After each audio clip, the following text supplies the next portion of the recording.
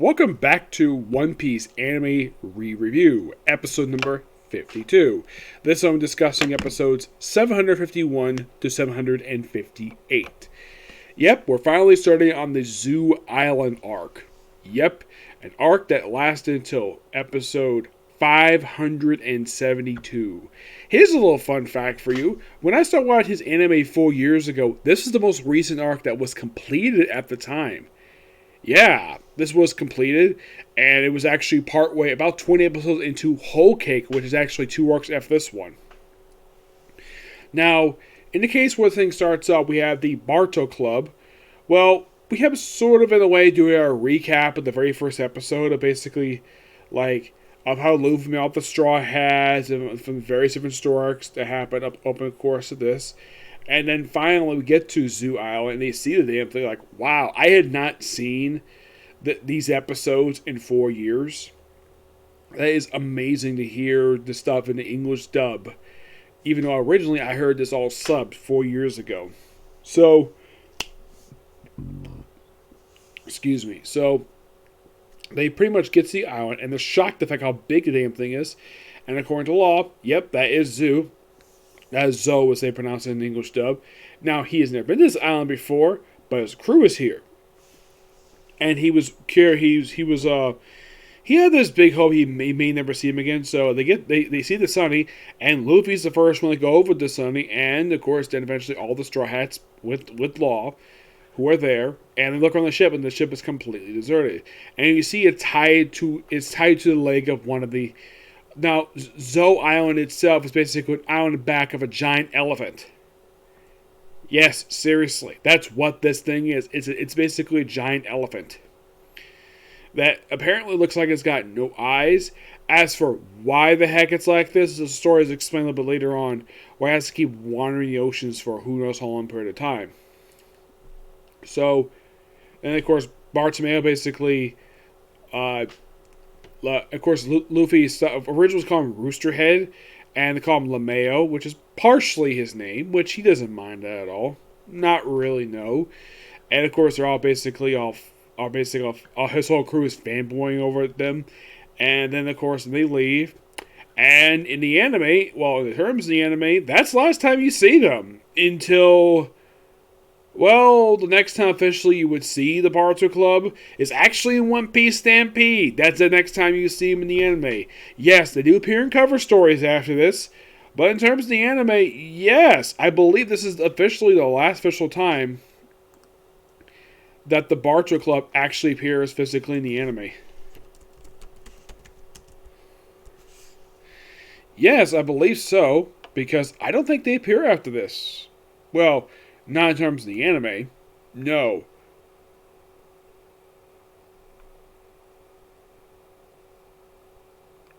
Yeah, it's like as soon as they get dropped off here, that's the last same in the anime because they never appear again after this.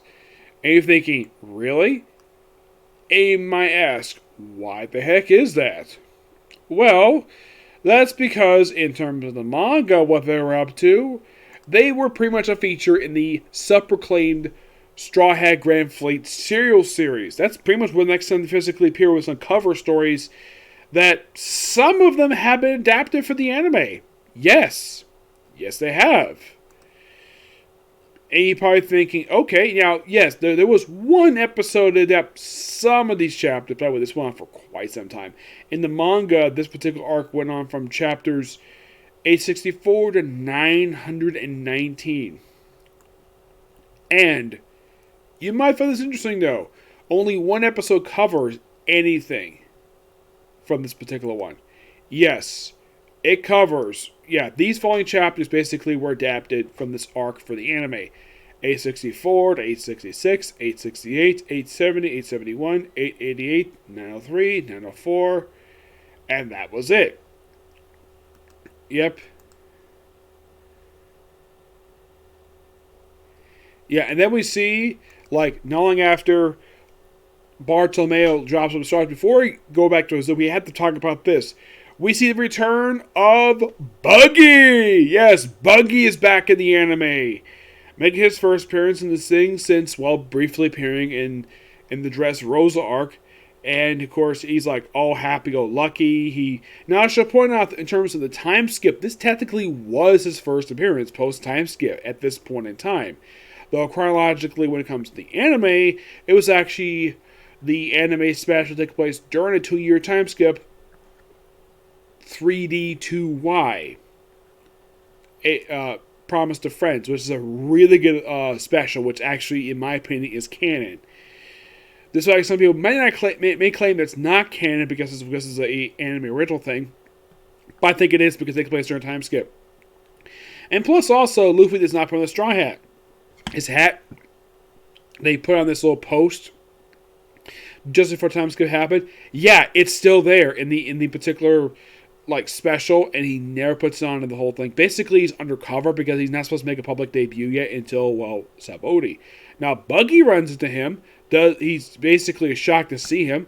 And, of course, he tries to talk to him, but he, of course, doesn't do anything. Of course, Buggy, at this point, in this particular special, is wearing pretty much wearing the outfit he was wearing he was last seen in the post-war arc. And here, he's had basically a much bigger outfit. He's let his hair down. He's referred to as chairman. One of his minions, Richie. Now, Richie, I think it's the animal trainer one. He actually has put on some weight post time skip. In the case of Ava, she actually is perfectly fine. Basically, he's sort of like the board of directors. And of course, they are getting all these phone calls because Doflamingo was taken down. So he's like, okay, let's just basically have basically a suit busy, and then they get the bad news. Hinamai has quit the organization. Basically, this is a mercenary group. Now, in the manga, and I think in the sub too, they refer to it as a transport company. Here, it's a mercenary group. I'm not really sure why Funimation changed this for, but they did. There's, of course, a couple other minor changes they do here. Once you actually hear it in the actual dub, especially with the recaps, after this is done. But it's mild compared to that. So basically, Bucky is from all the giants have quit working for him, and he basically is shocked at the fact of this. And they were biggest moneymakers, the giants. And that's last to see a Buggy until one episode in Wano. Yeah, he makes one appearance after that. Technically after this, he does appear one episode in Wano, and he appears in One Piece Stampede. And that's it for Buggy. And you're thinking, really? Yes, really. Those 2 times, the only 2 times he actually physically appears. I mean, despite the fact, yes, he's a great character. And I love the fact that Mike McFarlane got a chance to play the character once again. So, as for Outside World stuff, that was the only thing we got, was that one thing. Because the whole rest of this is mostly set on Zoo, and of course, some flashback stuff. And then we see them basically climb up the island, which probably would take some good couple episodes for them to do this. So we have Kanjuro drawing up a dragon that looks like Momonosuke's dragon form. They refer to as Renosuke, and they climb up the elephant leg. There's a shake going on, goes to change direction. At one point, Luffy nearly falls off, but look up, he's captured. He's able to catch, and of course, a monkey comes down. Yes, a monkey that somehow knocks out Kanjuro and Kinemon. Though they're perfectly fine, of course.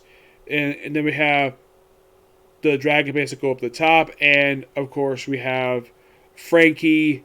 Yeah, I think it's Frankie. Actually, you have Robin the whole time keep commenting that this dragon looks cute. And you just have Luffy, Frankie. I think it was Luffy, Frankie, Usopp, and Luffy were basically crying with the fact that this was the last time to see Renosuke. And then they got over that pretty quickly because, he just is drawing. The other 2 were not really affected very much by it was Robin and Zoro. What the heck are you guys doing? By the way, Zoro was wearing a blue shirt. Now, why the heck is he not wearing his regular shirt? I'm not really sure. Because he wore the same shirt in the anime original content. I'm not sure why they said they kept this for. Now, I don't fault Funimation for this one. No, you cannot blame Funimation for that change. Because when it comes to anime, they'll edit it. Not really per se. I think they changed it once from a camp perspective. But otherwise, though, they pretty much don't really adapt it. This one, you gotta blame on Toei for this one. for keeping something on Zoro that's not technically supposed to be there from any original stuff, or could have been there from the manga. It's been a while since I read the chapters. So we see the title Mokun Dukedom. We see that, and they don't say anything about it, but it's a good tease. Now, in case you're curious, though, in the sub, what was this put in Japanese and then translated in English via subbing? No, this actually was in plain English the whole time. This is actually something that Funimation did not change. This is something Toei did. Of course, no one's around, so they go inside. Luffy gets separated from them, like usual. He ends up and it appears to be like the whale forest on the other side of the frickin' island, like because he's a rubberman, he can get there quickly. And ends up fighting a couple guardians, basically fighting a bull and a gorilla named BB. And you have everyone else just walking up. Actually, it's like Law and Zoro basically complaining about everyone else. Of course, I thought it was Robin. Or Robin was my apologies. So they go. Of course, they comment. Oh yeah, this is so soft because they're on the back of an elephant. And then there was like some water, and of course there's a minor thing with Kinemon, Kanjuro, and the monkey were trying to climb up, and of course they got knocked down thanks to the rainfall stuff, which is actually, get this, the elephant bathing himself. Which, yeah, this actually is a nod to real life stuff related to elephants. They would in fact do whenever they basically fill up their snout and they spray their back. This is nothing unusual. This is a common thing elephants do. So yeah, this is perfectly natural for them to do. You might ask, have I seen an elephant do this? Yes, I have. I've been a couple times to a zoo, so I've seen him do this once. One of the times I went to a zoo. So they go in, and then they run in, and of course we have Carrot show up. Yes, Carrot, who's trying to start a fight with Zoro. By the way, Carrot's voiced by Tella Ballard, as in the same voice actress who voiced Happy from Fairy Tail. Awesome. Though she did this after Fairy Tail wrapped up. Yep. Now you might ask, have I ever met Tella Ballard? No, I've never met her. Not really, no. Yeah, this is interesting though, that I haven't come across that many stuff she's been in. Not really, no. I mean, this probably was like one of her other books. I think she basically was. Of course, she's currently in Banished from the Hero Party. Oh, she actually, oh my gosh. And I just looked it up. Apparently, Netflix hired her to do Happy for the English dub for Eden Zero. I mean, who better? Yes. Of course, she's also in Our Last Crusade, The Rise of the New World. Uzuki-chan Wants to Hang Out. Cautious Heroes Tanya. Of Freya, she's basically the voice of You, which I'm looking for. That's coming out next month, by the way. Cardcaptor Sakura, she's the voice of Lee. Ragdoll from My Hero Academia. She's also the voice of Entma from Overlord. Belle from Black Clover. Yep.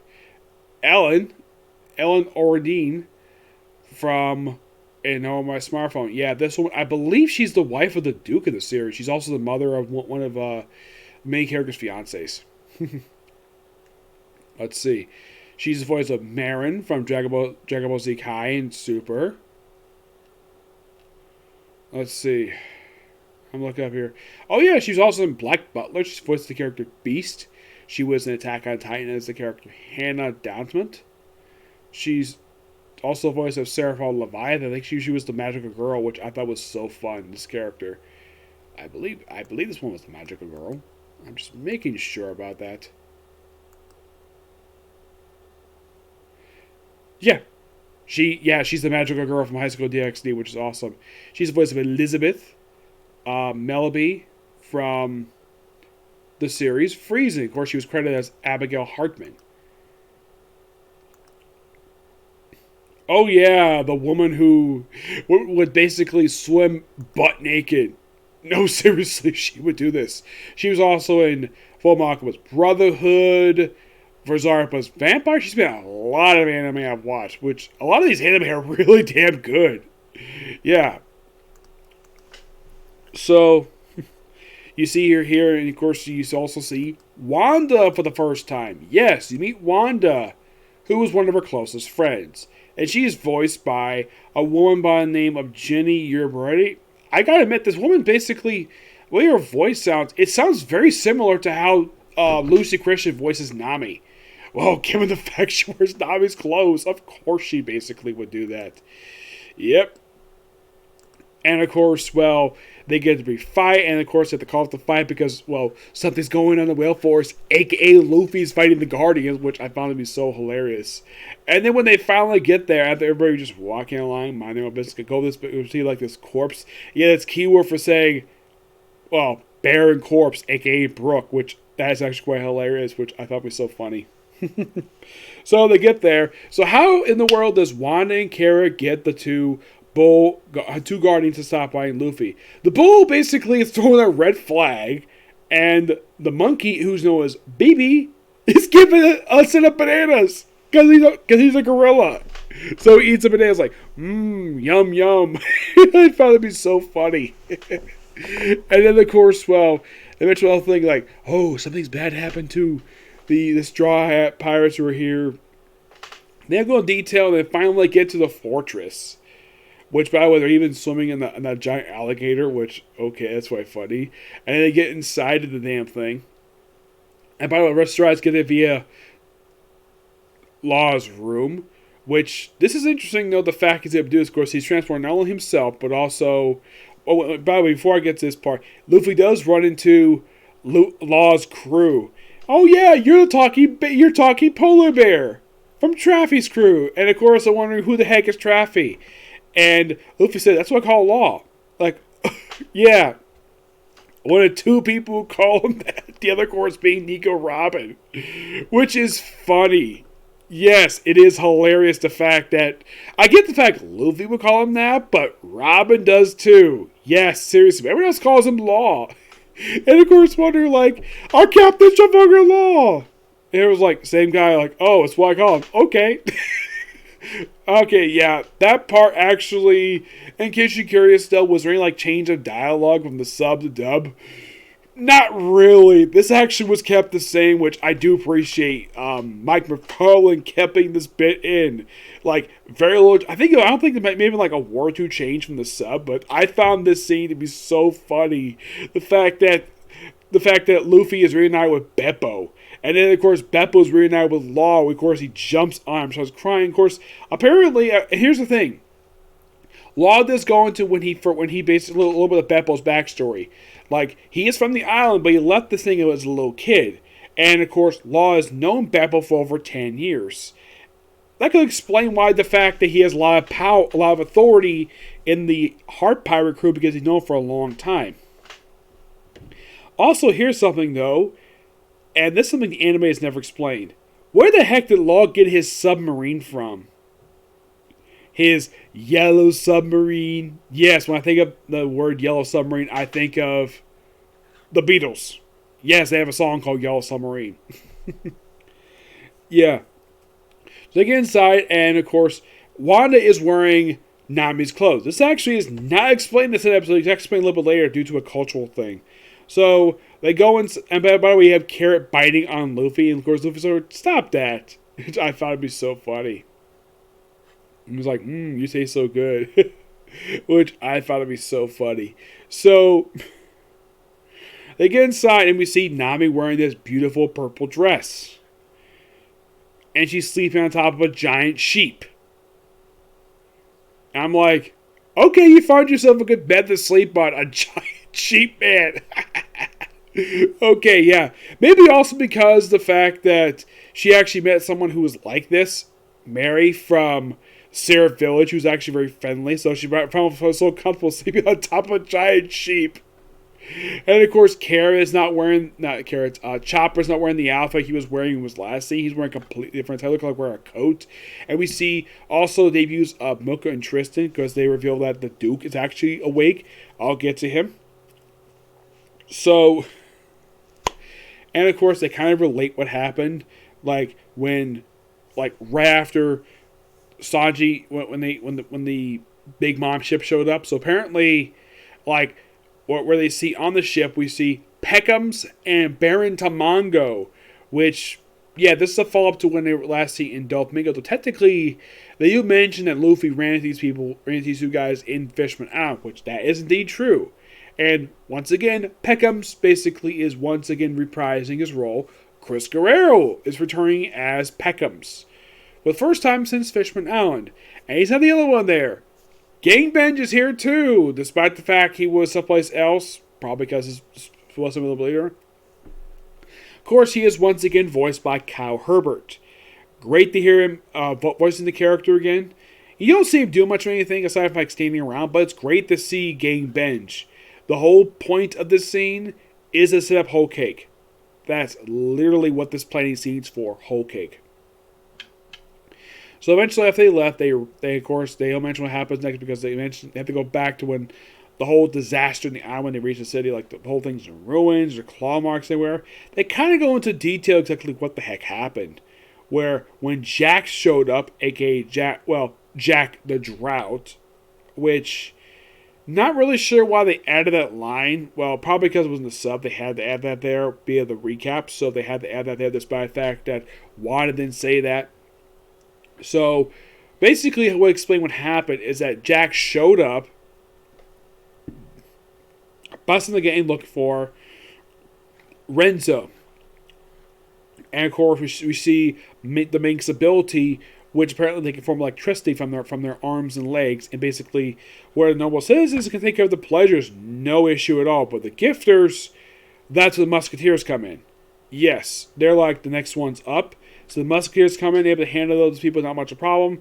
And then the three Musketeers, the higher ups, basically come in and they handle the people just below Jack. And then Duke Dogstorm shows up. Now I should point out one of these guys, who's a lion, he's voiced by, his name is, what is his name?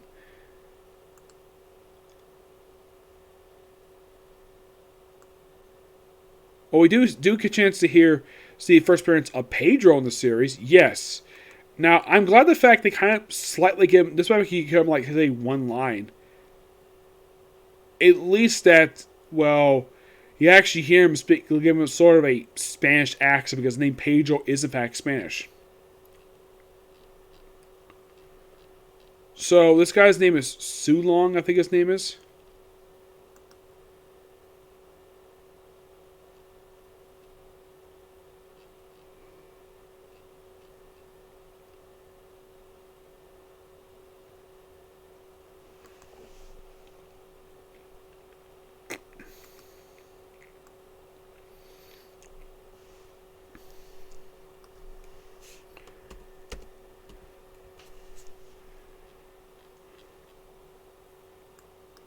Shashin. He's voiced by Callan Jeff, who is a Funimation regular. You may recognize his name due to some characters he's voiced. Overhaul from My Hero Academia, Davido from JoJo Bizarre Adventure, Golden Wind. He's also Attack on Titan as Patro. I think it's Pedro, I think his name is. Let's see. Yeah, he was also in Fire Force as Rekka. He was an annoying character. He's also in Welcome Demon Skull Remicon. He voiced several characters. He's also in Demon Slayer. He was the Spire Demon Father. He's in ReZero as Kenshi Nusuke, which I believe this guy is supposed to be. Oh yeah, he's Subaru's father. Which this makes him probably the second character he's voiced in the series. Because he also voiced Billy Gully from the previous arc of the series. Yes, he's also Lord Mask from Our Last Crusade of the Rise of the New World. He was also Roothead, who was actually the first villain that I think it was Tomy fought in the series. First villain he fought. He's also in One Punch Man. Yeah, he's been in several really good series. He's also been in Blue Exorcist. Yes, I have watched this one. It's really good. Yep. Yeah. So, he's very humbled the fact that, well, everybody's so happy to see him. And they finally meet the Dogstorm. He basically is bandaged up. Of course, we all see Luffy before on the way there to where Dogstorm's sanctum is. By the way, they have this speaks to this very strange culture thing where they're basically like rubbing like their furry face on everybody. Zoro doesn't like him much because he wants to basically drink alcohol. Luffy doesn't mind very much as long as he doesn't keep you bitten. Though apparently Carrot's developed a liking. It's implied based on the fact that when Luffy got saved, when he got knocked in the water and saved by Carrot, we see Carrot blushing at him, implying Carrot might might have a thing for Luffy. Maybe because she's blushing the fact that, yeah, that's something I found to be so interesting, the fact that Carrot is like that. Mm-hmm.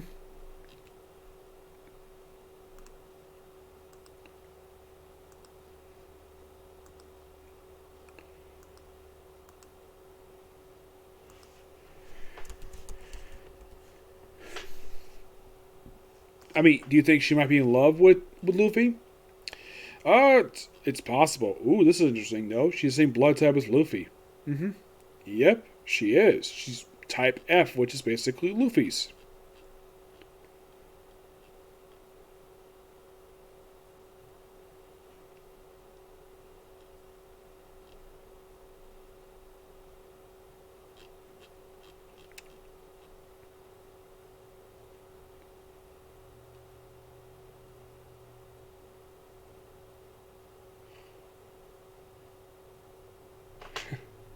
Yeah. Well, it's a cultural thing. And, well, I found it to be so hilarious, the fact that a mink might actually like Luffy. I mean, she's a rabbit. I mean, yeah. I mean, she probably thinks there's like maybe she's blushing because she's admiring him, or maybe because she might have a thing for him. But she's only 16. Yeah, she's like, I think she's like 15, 16 years old. She's 15. Yeah, she's 15 years old, which I'm like, wow, that's interesting.